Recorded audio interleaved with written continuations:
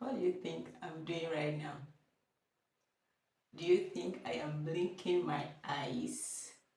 You know, sometimes when we want to refer to that act, we say, I am blinking my eyes, right? Hello and welcome to Diction World. If you are seeing my face for the first time, it's such a delight to be meeting with you. And if you're a returning subscriber, from my heart, I say thank you for always coming back. Today, I want to look at some words that we've been using, like, you know what they call tautology. Tautology meaning that you kind of repeat the same thing. You say the same thing in different ways, like the first example, when this as in blinking eyes. Of course, nobody will blink their nose. So what's the point? If it's an act, or if it is, yes, if it is an act that can only be done with one part of your body, you just say the act. Do you get? Like blinking, you know, there's no other part of your body that you blink. So you simply say, I am blinking. I am blinking. Blink. When you hear blink, of course, everybody knows when you hear, you are referring to yourself, what you are doing. Another is what we do with our faces. So we say, why are you frowning your face? And some persons even say frank. I am franking.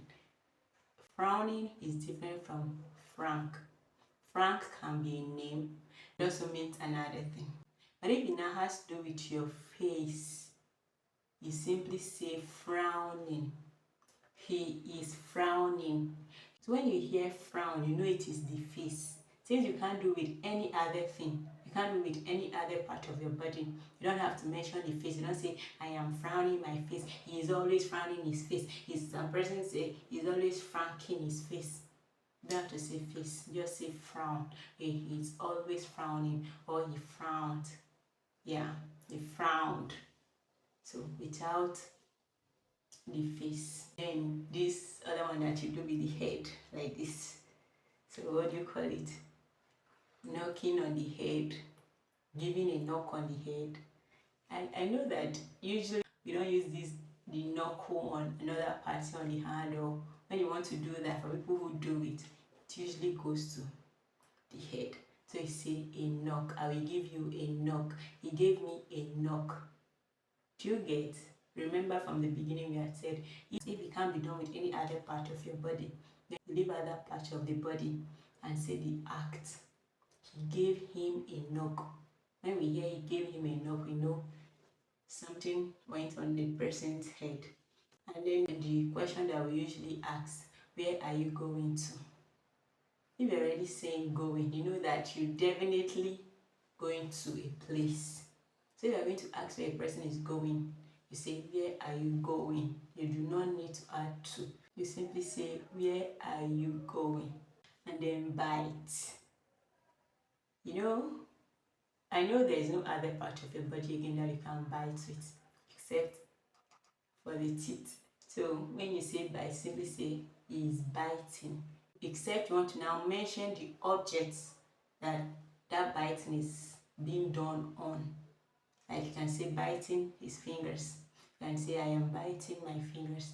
But you don't say I am biting with my teeth. Because it's a general knowledge that you bite with your teeth.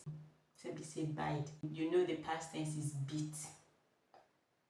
He was beaten by a snake. That's the past participle. That's because the snake used his teeth. So he was beaten by a snake. So bite. No need for. And then the teeth. Then it says sweep. Sweeping. I am sweeping. You know that you are sweeping the floor or sweeping the ground. So you do not have to stress yourself. I know some persons may want to like, oh, I just want to, for emphasis sake, save yourself the stress. Shorten it. There you have it. Words that you do not have to mention a part of the body that it is being done on, or that is doing that particular act. because you know that no other part of your body or nothing else can actually bring that out. So you simply stay with the act, say the act, and you're done. Thank you for staying until the end.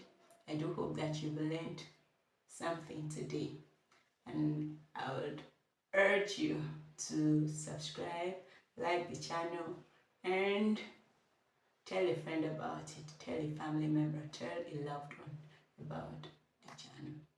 Until next time.